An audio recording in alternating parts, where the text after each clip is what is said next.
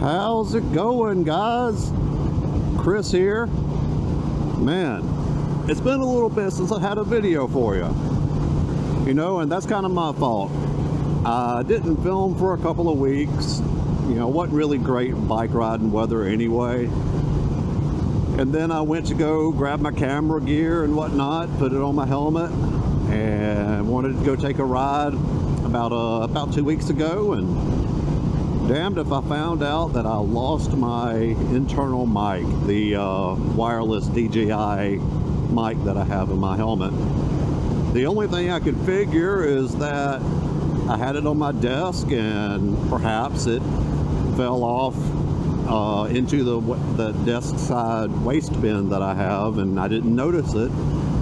And when I was clearing out trash one of those days, it got tossed. I mean, I tore my house apart looking for this thing, because it's like $100 for the mic, you know. Could not find it. And of course, you know, now that I've ordered a new one, $100 down the drain basically, I'm sure I'm going to find the thing in the next week or two laying in some like really incredibly obvious place. But I mean, if that happens, hey, I got two mics. But other than that, things have been going pretty good for me. You know, it's a nice, like, it's 77 degrees out today. I'm on my Honda, doing a little bit of an afternoon, evening ride. I'm going up to a town just north of me where I'm going to be having a little bit of a movie night with some friends. These friends and I kind of bonded over the show The Venture Brothers. Yeah, I went to school with them, and they're just really cool people. So both of them and their husbands and myself were always going to watch the latest Venture Brothers movie that just came out. I guess this movie is kind of like wrapping up all of the seasons or whatever. Hey, we got some bikes coming around. Hope y'all are having a good ride. Y'all ride safe. Yeah, buddy. Riding them hogs. Speaking of bikes, okay, so the other day, my friend and I, we'll call her Jay, she and I went out, and she needed a day of decompression and all that. She had just quit her job, and that job was like one of the most toxic work environments that you can imagine. The level of like high school drama bullshittery in that place that she was describing it was unimaginable. So for her own mental health, she decided to quit. But anyway, so like the day after she quit, actually it was the day that she was supposed to have gone in that morning, and decided, nah, fuck that, I'm not going in. She contacted me and said, hey, let's go out for a little day trip. I was like, all right, cool. So we went out, and on the way to the town that we were going to, she had mentioned something about maybe wanting to get a little bike to learn on. She's never ridden a motorcycle, but she wants to. Her daughter, E is 16. She really, really, really wants a motorcycle as well. And since I ride up all the time with them, and you know, I spend a lot of time with them, I guess that fuel has added to the fire, I suppose. So anyway, we went to the motorcycle dealership where I bought this bike, and while we were there, that dealership is a Honda, Kawasaki, Yamaha, Indian. They got like 8 or 10 different brands, KTM, Gas. They got all of them under one house. Really cool shop, really cool dealer. So we were looking at some bikes, and she kind of gravitated towards like the naked bike kind of aesthetic. She didn't want a cruiser, even though I really tried to, you know, push her towards maybe like a Honda Rebel 300 or something like that. Because ultimately, whenever she gets something, we're going to get something used, something that's maybe a little bit beat up. She's not going to be completely torn up about it if she does drop it, like, you know, new riders will. we just wanted to drop in and kind of see what kind of bike she fits on. So anyway, we were in there and the salesman was talking to us, and that man was doing his job and doing it right, because he's locked in on me. Because I started talking about I had bought an 1100 Rebel from them last year, and while she was off talking to another salesperson, you know, trying out different bikes and whatnot, me and him were talking, and I let it slip that Indian motorcycles are like my dream bikes. I really, really want eventually something like the Indian Chieftain Dark Horse, all blacked out, murdered out, big cruiser, interstate type bike, because I want to do some really long rides, but I can't really justify $30-something thousand for a bike, you know. And I don't like Harleys. I don't want a Goldwing. So when it comes to like those types of bikes, I'm really looking at the Indians. And I also like the Indian Scout Bobbers that they got out for like a good running around short trip bike. They're just a really cool looking bike. I love them. So anyway, back to him doing his fucking job really damn well. He asked me if I had a few minutes and did I want to go see something brand new. I was like, yeah, I may as well. I mean, I'm just looking. I'll let him know I'm just looking. So he pulls me over to another building with their service center and their intake center for whenever they get new bikes in. He pulls me back in there into one of the bays, and they had just gotten this bike assembled and everything good to go. It was a brand new Indian FTR, the Carbon series. It's you know, man, this thing was gorgeous. You need to look up what an FTR looks like. It's like Indian's answer to like the naked bobber, the naked bike style, not a bobber style, but like a naked sport bike almost. Brother, I immediately just looked at that dude and said, you have completely screwed up my budget. And not only that, the retail on those bikes are not bad, honestly. For comparatively to like what I paid for this bike brand new, it's just a few $1,000s more. And dude, that's a goal, I think. That bike was just so freaking pretty. He actually loaned me a helmet, and they got a big parking lot. So I fired it up and took it around the parking lot a little bit, kind of get the feel of it. The seating position on it was awesome. You could definitely tell it had power. I think the spec on it says something like 120 horsepower from factory. It's a 1200, which, I mean, these Honda Rebel 1100s, they come, I think it's 85 horsepower for these.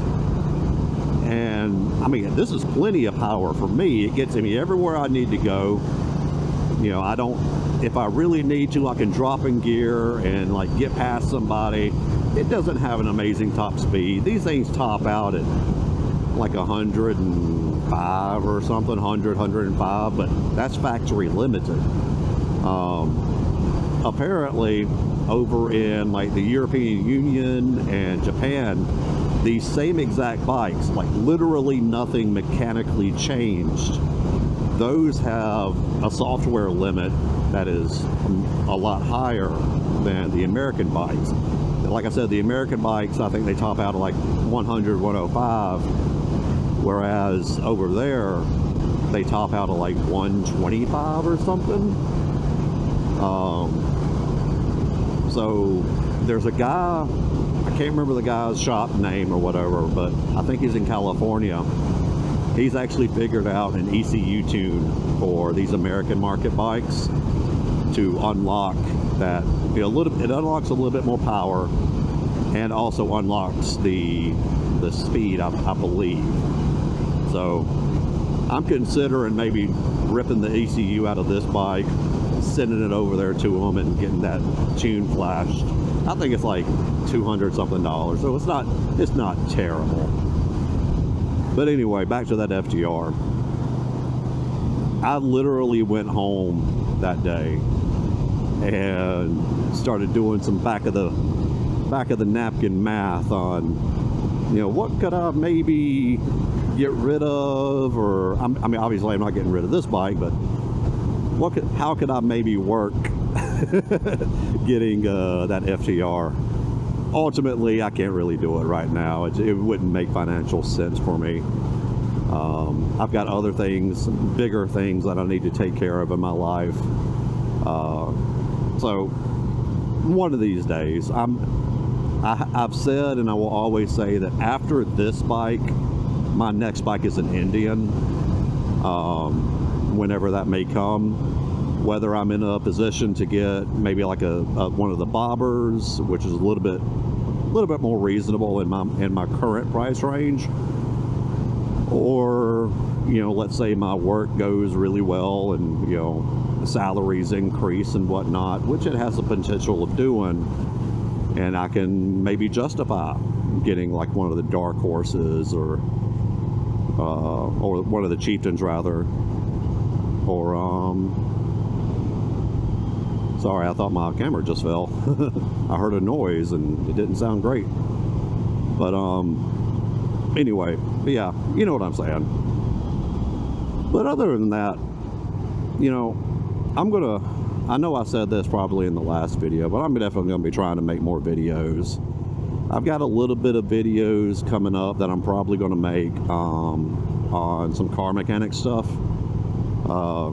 Jay's car, I believe she has a little pinhole leak in her radiator, and I need to diagnose that, and if it is, I'm going to probably be replacing her radiator. She's got a 2005 Toyota Matrix, so new radiator, $75 or so from Rock Auto. Maybe $100 in parts, all said and done. Should only take me a couple of hours to do it. I'll probably have E, her daughter, her 60-year-old, helping me. E has been very, very interested in being with me whenever I do mechanic work on her mom's car and in general. She likes learning stuff like that. She helped me do the CV axles in her mom's car, all sorts of things. So I'm probably going to have her with me doing that. If I do, I may not video that because I don't want to put someone else's child on the internet, basically. And if I do, I'm going to make extreme care to not have her face, or frankly even her body, in the video. You may hear her, but I'm not going to put somebody else's child's image in a video like that. On top of that, I've got to do a transmission service in my 2021 Chevy Spark. I'm just going to do a drain and fill with that. I've already got all the stuff in from Rock Auto: new strainer, new filter, new pan gaskets, new fluid. That'll be relatively straightforward. Nothing much to that, but it would still be good to put online, put up on YouTube video, and I'll go over all the torque specs and whatnot, the procedure and all that, just for posterity. Maybe somebody else has a Spark, they want to do a drain and fill transmission service, because those CVTs you've got to service. I think the actual user manual or whatever for those Sparks says something like 100,000 miles or something like that for between transmission services, and I'm not doing that. I did my first one at 25,000 miles. I'm going to do my second one, and it's going to end up being around like 5150 miles or something. 51,000 miles, that is, rather. So I'm doing about 25,000 mile service intervals on those, because I figure that's cheap insurance for round about $120 worth of parts and fluids. As long as if I can keep that car on the road in as good a shape as I possibly can for as long as I can, you know, that's a great investment for me. I like running vehicles till the wheels fall off effectively. I'm not a kind of a person that'll go out and get me a new vehicle every few years when the vehicle I had was perfectly serviceable. To the point of this Chevy Spark that I have currently, that I bought in 2021. I'm 40 years old. This is the first car that I've ever owned that had AC working, that has ever had working AC. Every single vehicle I've ever owned before that has been just beater vehicles that I've just kept on the road. You know, it's gone down from, like, I had a 93 Mercury Villager minivan at one point. I had an 83 Datsun 280ZX Turbo. Had the T-tops, had a working 8-track player. I've had, I think it was an 87 Mazda pickup truck. Not one of the rotaries, unfortunately, but I've had a 92 Dodge Ram pickup truck, single cab. That was a good truck. 5-speed manual, just a solid truck. Let's see, I had a 93 Jeep Wrangler. I may have said that one. I've been through a lot of vehicles, holy crap. I had a 2001 Dodge Durango. Yeah, I had a Buick LeSabre for a little while. Yeah, I don't want to go back to buying shitty cars. Thinking on that now. All right, but I mean, the Datsun 280, that wasn't a shitty car. That was just a car that, it was a fun car. I loved it. I just didn't have the money that I needed to have to be able to maintain that car the way it needed to be maintained. So the transmission ended up blowing up on it, and I sold it to a guy. This is going back like 15 years or more. I sold it to a guy. He had I believe he had like an 81 and an 82, but he had two other 280ZXs that he had restored himself, and he sold those two cars to finance restoring the car that I had, that I sold to him. And you know, he would actually, I sold it to him for a song. I think I only got like $800, $900 out of him for it. Because I mean, at that time I didn't really need the money, and 280s at that time weren't really going for a whole bunch. Now I kind of wish I still had it, because go look and see what a good example of like an 82 Datsun 280ZX Turbo goes for. It's shocking. But I mean, it's understandable. They're great cars. But anyway, anywho, I think I've kind of rambled on long enough. I want to stop by the gas station before I get to where I'm going. I need to get me a little Slim Jim and a little bit of a caffeine pick me up. But you know, like I end every video, I hope that you're having an absolutely wonderful day. And if you're not, I really do hope that your next day is going to be a lot better for you.